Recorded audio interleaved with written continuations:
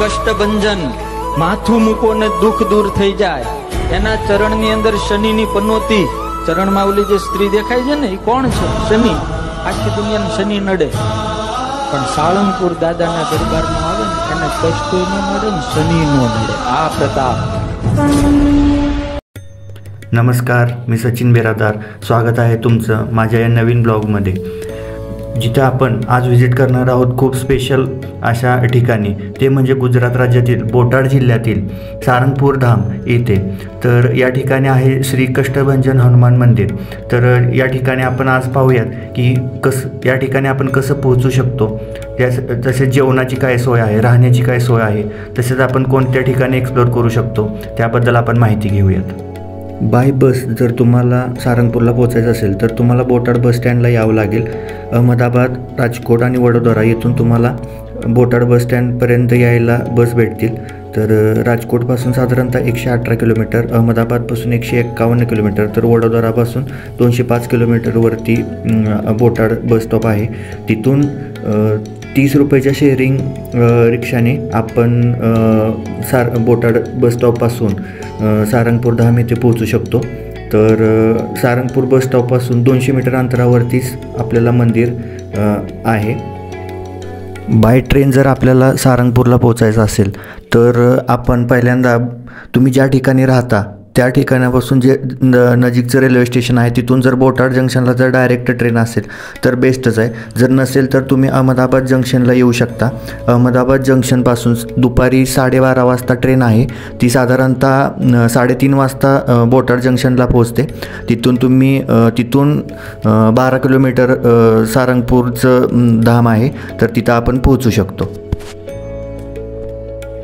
मंदिराच्या मुख्य प्रवेशद्वारापासून जेव्हा आपण एंट्री करतो तर तिथून राईट हँड साईडला तुम्हाला 4 व्हीलरसाठी पार्किंग दिसतं आणि लेफ्ट हँड साईडला तुम्हाला 2 व्हीलरसाठी पार्किंग आहे. खूप मोठ्या क्षेत्रावरती 2 व्हीलर आणि 4 व्हीलरसाठी पार्किंग आहे. पार्किंगपासून थोडं पुढं आल्यानंतर आपल्याला एक भव्य मूर्ती दिसते. याच मूर्तीला म्हटलं जातं की किंग ऑफ सारंगपूर.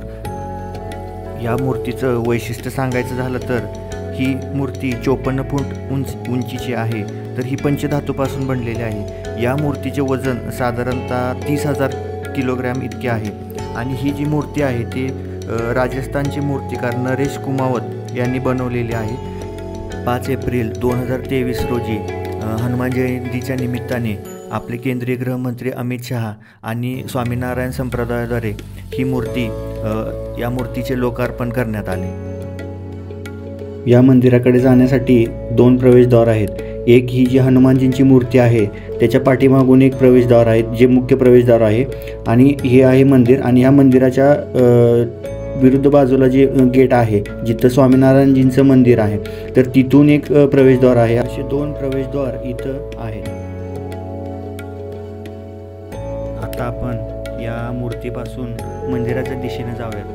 जोपर्यंत आपण मंदिरापर्यंत जातोय तोपर्यंत आपण एक थोडक्यात मंदिराचा इतिहास बघूया. 19व्या शतकामध्ये सारंगपूर हे गाव भूतप्रेत आत्मा यांनी शापित झालेलं होतं आणि तसेच सलग 3 वर्षे इथे दुष्काळ पडला होता. मग त्यामुळे सारंगपूरचे राजा विक्रम संवत हे काही लोकांसोबत स्वामीनारायण महाराजांचे अनुयायी गोपाळानंदजी यांच्याकडे ते मदत मागण्यासाठी गेले. त्यांनी लोकांची कष्ट दूर करण्यासाठी त्यांनी सारंगपूर येथे हनुमानजींची मूर्ती आणि हनुमानजींचं मंदिर उभारण्याचं ठरवलं. आणि असं म्हटलं जातं की ज्यावेळी गोपाळानंदजी ज्यावेळेस मूर्तीची स्थापना करत होते त्यावेळेस त्यांनी छडीने मूर्तीला स्पर्श केला तेव्हा ते मूर्तीमध्ये कंपन व्हायला लागले. आणि ती छडी आजसुद्धा भक्तांमध्ये भक्तांची कष्ट दूर करण्यासाठी वापरली जाते. अशा प्रकारे सारंगपूर गावातील लोकांचे भूतप्रेत आत्मा यापासून रक्षण करून या गावातील लोकांचे कष्ट दूर केले म्हणून या मंदिराला कष्टभंजन हनुमान मंदिर असं नाव देण्यात आलं. आता आपण बघूयात की मंदिराचं टायमिंग काय आहे. तर मंदिर सकाळी 6 वाजता उघडतं, 6 ते दुपारी 12 वाजेपर्यंत. त्यानंतर संध्याकाळी 3:30 वाजता उघडतं आणि रात्री 9 वाजेपर्यंत चालू असतं. चला तर मग आपण जाऊयात मंदिरात दर्शनासाठी.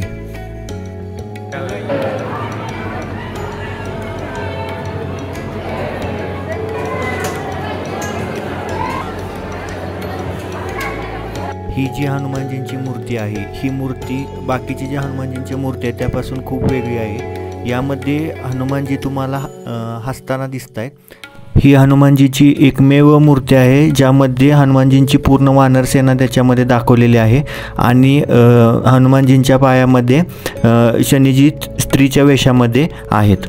मंदिरातून बाहेर पडल्यानंतर आपल्याला समोर दिसतं प्रसाद सेंटर आणि डोनेशन सेंटर. इथे सुकडीच्या स्वरूपामध्ये हनुमानजींना प्रसाद चढवला जातो. याच्याच शेजारी श्री हरिकृष्ण भवन आहे. चला आता आपण मंदिर परिसर पाहायला जाऊयात. या मंदिर परिसरामध्ये एक धार्मिक स्टोअर आहे. त्या धार्मिक स्टोअरमध्ये आपल्याला हनुमानजींच्या रिलेटेड ज्या काही मूर्ती, किचन, धार्मिक पुस्तके, फोटो फ्रेम, धूप, अगरबत्ती, जपमाळा वगैरे या सगळं तिथं आपल्याला उपलब्ध आहे. तर खूप मोठ्या संख्येने लोक इथं आलेले आहेत.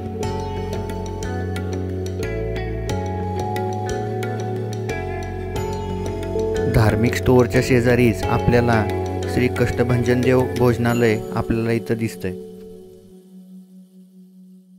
भोजनालयाच्या शेजारीच तुम्हाला पूजापाठ खंड दिसतोय. तर या ठिकाणी तुम्ही हनुमानजींच्या रिलेटेड तुम्हाला जर पूजापाठ वगैरे करायचे असेल तर तुम्ही इथे करू शकता. येथे मंगळवारी आणि शनिवारी विशेष पूजापाठ केला जातो. तसेच तुम्ही हनुमान चालीसाचा पाठसुद्धा तुम्ही इथे करू शकता. हा आपण मंदिर परिसर बघितल्यानंतर आपण श्रीहरी मंदिराकडे आता जाऊयात. तर मुख्य मंदिराच्या शेजारी श्रीहरी मंदिर आहे. या मंदिराची वैशिष्ट्य म्हणजे याची वास्तुकला. हे जे मंदिर बनवलेलं आहे ते पूर्णपणे लाकडापासून बनवलेलं आहे आणि ते आतून आणि बाहेरून खूप सुंदर दिसतंय. तर यामध्ये तुम्हाला स्वामीनारायणजीचे सुद्धा दर्शन होईल.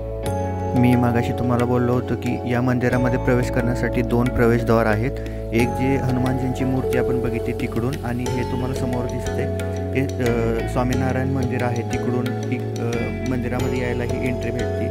तर आपण आता स्वामीनारायण मंदिराकडे जातोय. तर इकडून हा प्रवेशद्वार आहे.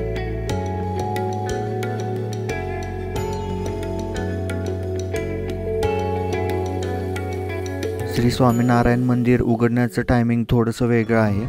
तर इथे सकाळी 5 वाजता मंदिर उघडतं ते दुपारी 12:30 वाजेपर्यंत आणि त्यानंतर संध्याकाळी 3:45 मंदिर उघडतं. तर संध्याकाळी 9 वाजेपर्यंत ते मंदिर चालू असतं.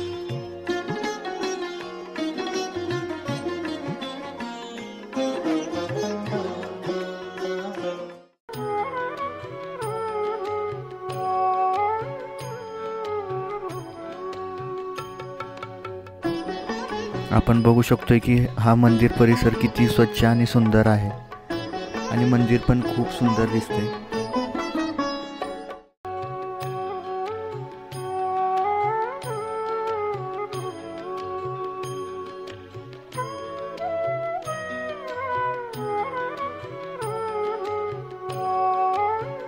इथं आपल्याला 2 प्रकारचे वस्त्र घातलेले संत दिसतील. एक म्हणजे भगवा वस्त्र आणि एक पांढरा वस्त्र घातलेले. तर जे पांढरा वस्त्र घातलेले संत आहेत ते अजून शिकत आहेत आणि भगवा वस्त्र ज्यांनी परिधान केले तर त्यांची शिक्षा पूर्ण झालेली आहे. अशा प्रकारे श्री कष्टभंजन हनुमान मंदिर, श्रीहरी मंदिर आणि स्वामीनारायण मंदिर येथील आपले दर्शन पूर्ण झालेलं आहे. तर आता सध्याला 6:45 वाजलेले आहेत. तर आपण भोजनालयाकडे जाऊयात. अपंग आणि वृद्ध लोकांना भोजनालयात जाण्यासाठी एस्केलेटरची सोय करण्यात आलेली आहे. भोजनालयाचं टायमिंग तुम्हाला स्क्रीनवर दिसत आहे. हे भोजनालय 7 एकर एरियावरती पसरलेलं आहे. साधारणतः 40 कोटी रुपयाचा खर्च यासाठी आलेला आहे. यामध्ये 4 डायनिंग हॉल आहेत. तर एका वेळेला 5,000 लोक जेवू शकतील इतकं मोठं कॅपॅसिटी असलेलं हे भोजनालय आहे. पंजाबमधील गोल्डन टेम्पलचे जे भोजनालय आहे तिथं जेवढी कॅपॅसिटी आहे तेवढी कॅपॅसिटी असलेलं हे एवढं मोठं भोजनालय आहे. एका दिवशी 20,000 लोक जेवू शकतील इतकं मोठं हे भोजनालय आहे.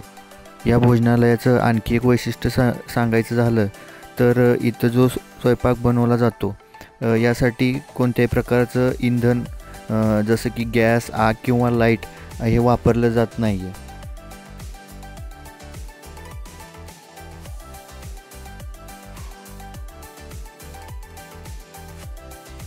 खूप मस्त प्रसाद आहे.